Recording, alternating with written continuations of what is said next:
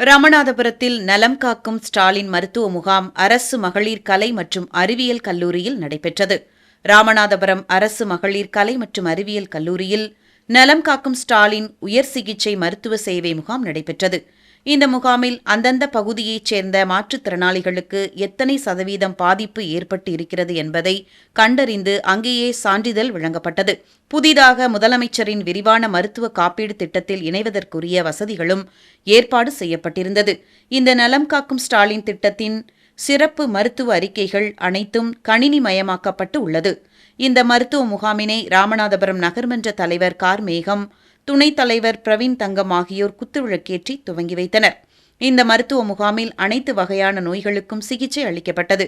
இதில் தேவிப்பட்டினம் வட்டார மருத்துவ அலுவலர் மருத்துவர் ஜன்னத் யாஸ்மின், ராமநாதபுரம் நகர் நல அலுவலர் மருத்துவர் ரத்தினகுமார், குடும்பநலத்துறை இணை இயக்குநர் சிவானந்தவள்ளி, நகர்ப்புற அரசு ஆரம்ப சுகாதார நிலைய மருத்துவ அலுவலர் மருத்துவர் ஜெயகார்த்திகா, மாவட்ட உதவி திட்ட மேலாளர் சுபாஸ்ரீ உள்ளிட்ட மருத்துவர்கள், ராமநாதபுரம் வட்டார சுகாதார ஆய்வாளர் நம்பு ஸ்ரீனிவாசன், செவிலியர்கள், துணை செவிலியர்கள், அரசு மருத்துவமனை பணியாளர்கள், பொது சுகாதாரத்துறை ஊழியர்கள், நகர்நல ஊழியர்கள் உள்ளிட்டோர் கலந்து கொண்டனர். இதற்கான முழு ஏற்பாட்டினை மாவட்ட ஆட்சித்தலைவர் சிம்ரன் ஜூட் சிங் ஹலோன் உத்தரவிற்கிணங்க ராமநாதபுரம் மாவட்ட சுகாதார அலுவலர் மருத்துவர் அர்ஜுன் குமார் ஆலோசனையின் பேரில் தேவிப்பட்டினம் வட்டார மருத்துவ அலுவலர் ஜன்னத் யாஸ்மின், ராமநாதபுரம் நகர்நல அலுவலர் மருத்துவர் ரத்தினகுமார் உள்ளிட்டோர் சிறப்பாக செய்திருந்தனர்.